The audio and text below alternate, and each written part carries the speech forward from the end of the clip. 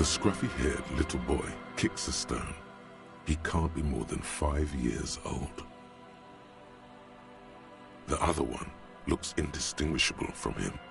He watches his brother kick the stone with his tongue lolling out of his mouth. This one doesn't say anything. Lily's our mum. The stone, the other one, maybe there's some kind of reason why they're laughing. The boy stops laughing. Oh, okay. So now he's shy. Yes. Yes.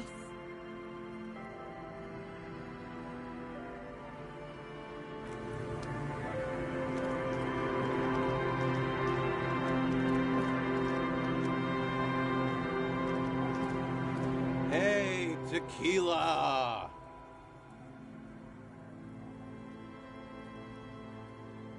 Good to see you. How's business? How's the whole reality situation treating you? So what's happening? Yeah. He says it good. These people know your true name. Looks like it has preceded you, Mr. Sunset. More on that later.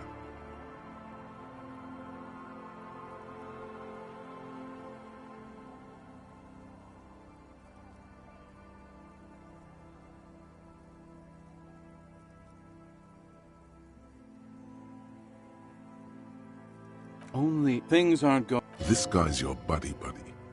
We are... Place! Okay, we're drinking. We're drinking alcohol. That's what we're doing. I tried to save the world once, a long time ago, with enterprise, creativity, and willpower. But that didn't work out. So now, it's a pirate's life for me.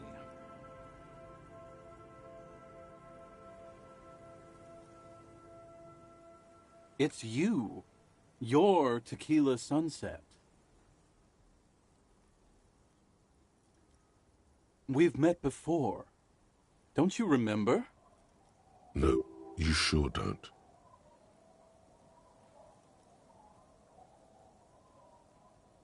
Maybe. Tequila Sunset. Something ominous there.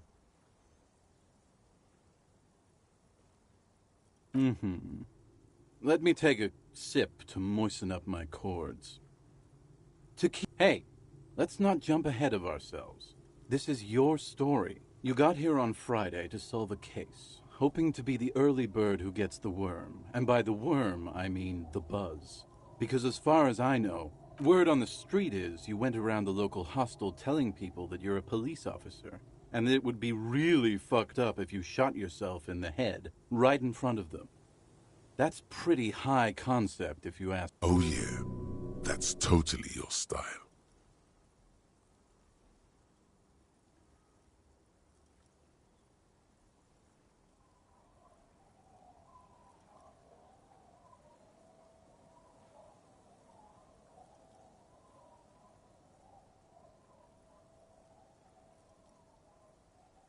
It was a late... One moment we hear the sound of a motor carriage revving up somewhere on the plaza, followed by a series of dings and bangs.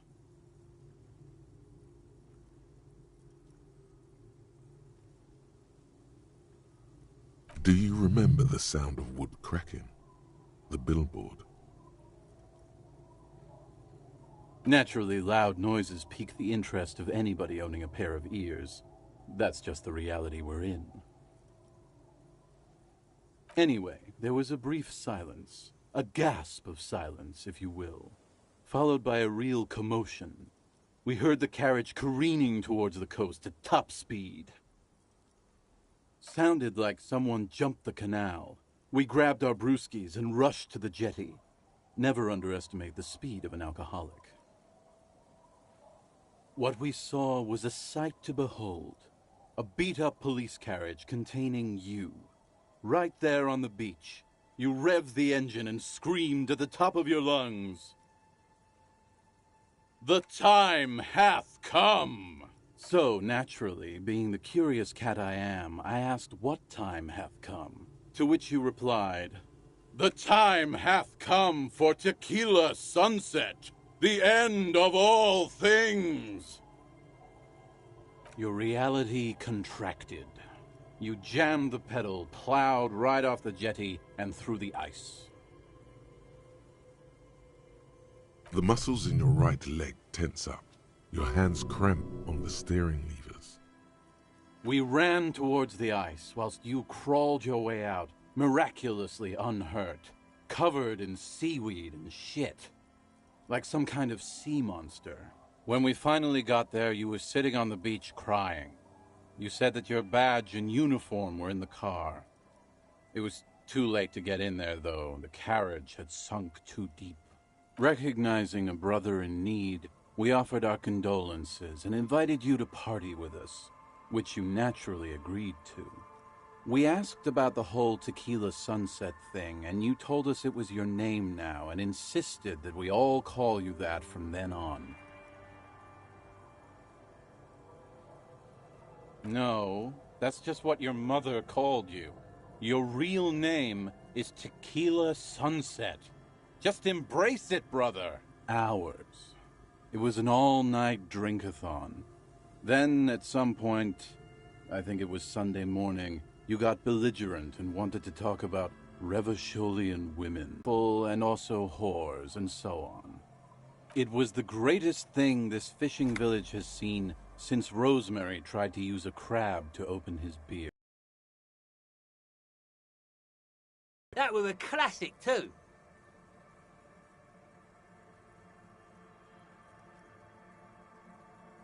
You were pretty vague about it, but you kept saying you got fucked real hard, and that we've all been— Please, don't open them. No one's fucked me. I do the fucking around it. Abigail! It seemed pretty painful, to be honest with you. If I had to guess, I'd say you're still working through some shit.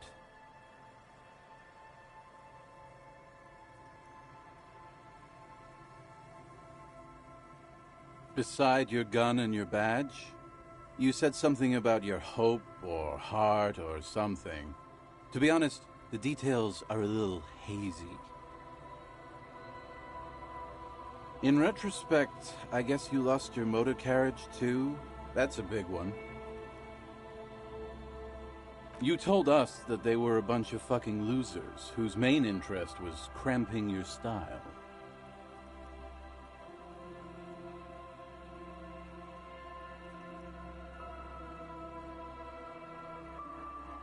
It's more like you were cramping theirs.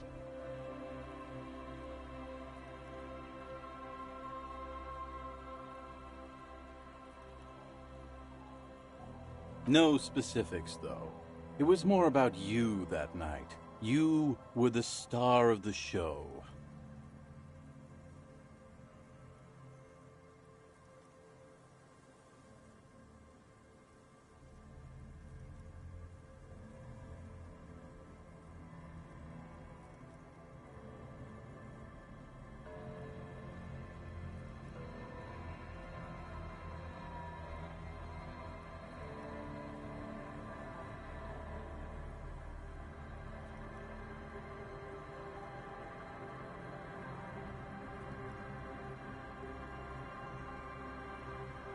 Yeah, you said it was no biggie and that you'd solve it in no time.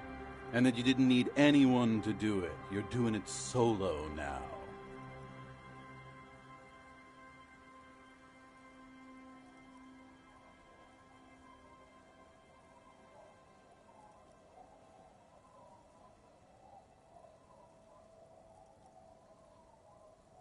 Yeah, you kept talking about how the coal mine owners were fucking us all over, just like that woman fucked you. I didn't agree with you, by the way. The spectral hand of the market makes sure everyone gets exactly what they deserve.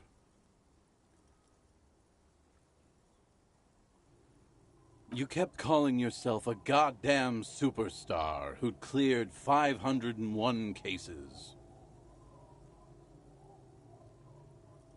As you've already determined, the actual number is just over 200. But what's a little embellishment between friends? No thanks to the squares at the precinct, as you put it. It's a hard thing for a man to confront his past. That's why I avoid mine at all costs.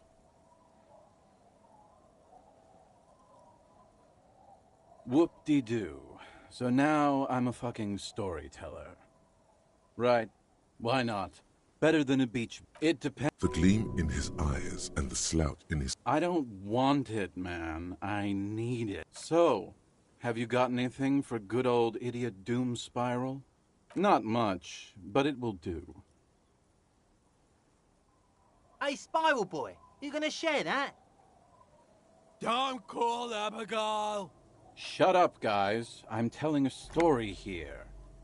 Something happened to you. Something happened to me, too. My actual name is George, but around here, you already know. I was once a reasonably high net worth individual, a founder/junior partner at a high concept creative services agency. When my story begins, I had just landed a major contract with an insurance firm. I used the profits from my agency to finance what I called a cultural incubator. Abstract value generation, value per person, high concept stuff. I developed the paradigm, worked within the paradigm, but the burden of leadership weighed heavily on me. So I went jogging every so often to keep myself sane. 22 full-time employees, an all-star team, a potentially historical set of individuals. Worrying about them often kept me up well into the morning hours. It did. With my trusty Sansarique tracksuit, I felt like I could conquer the world. But now dreams are worn thin, much like my tracksuit. One day I left on my evening run. As you may know, it's impossible to clear your head when you're distracted by the sound of keys jangling.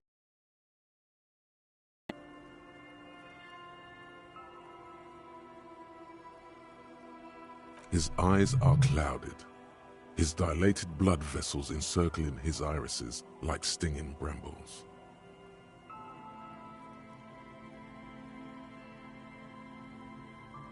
His eyes are your eyes.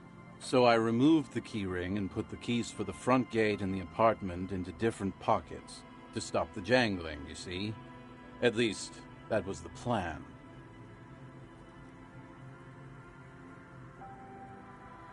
I was halfway done with my usual lap when it started to rain. The reality situation became very wet, very quickly.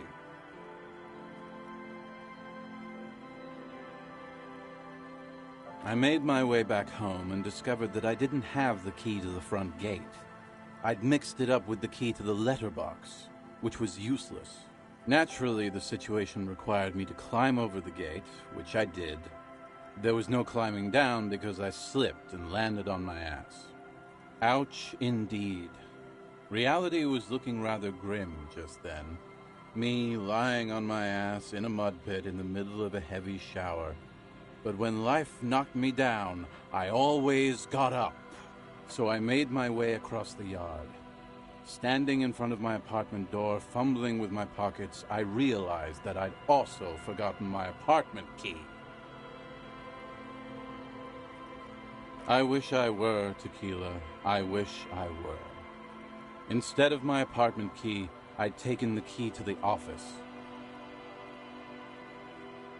I rang my neighbors' buzzers. It was late, and most of them didn't even answer. Those who did assumed I was trying to sell them something and hung up before I could even explain the situation.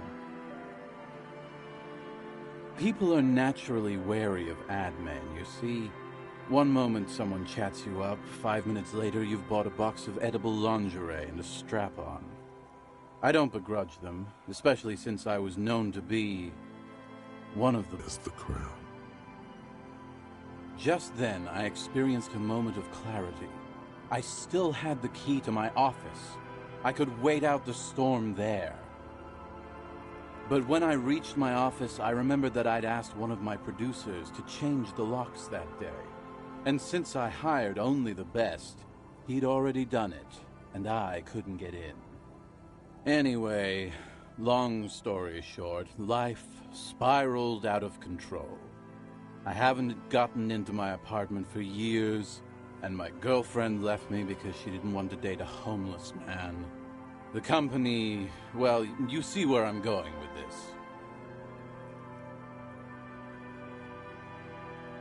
So, now you've heard my tragic tale. What do you think? Like nothing you've ever heard, huh?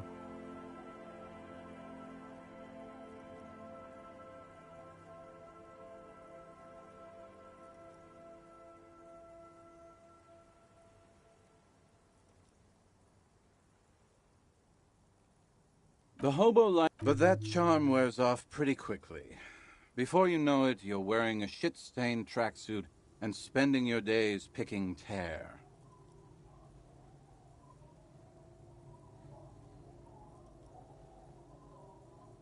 What's in a name? Hey, Spiral Boy, you gonna share that? Don't call Abigail! Shut up, guys. I'm telling a story here. I was once a reasonably high net worth, so you don't want to just hear the same story again. Okay. Okay. Huh.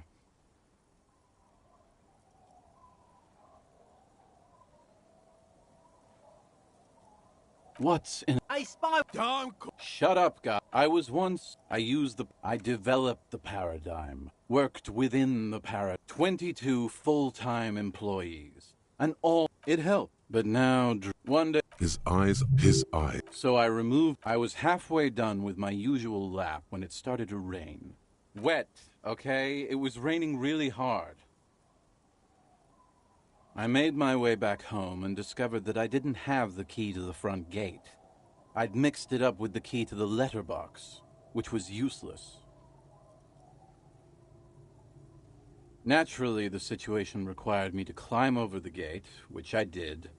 There was no climbing down because I slipped and landed on my ass. No, you don't. Whatever. So I made my way across the yard. Standing in front of my apartment door, fumbling with my pockets, I realized that I'd also forgotten my apartment key. I wish I were. I rang my neighbor. People are natural. Heavy is the... Just then. But when Anyway, so, now you've heard my tragic tale. What do you... Yeah, but what Truly, he has the soul of an art. You too.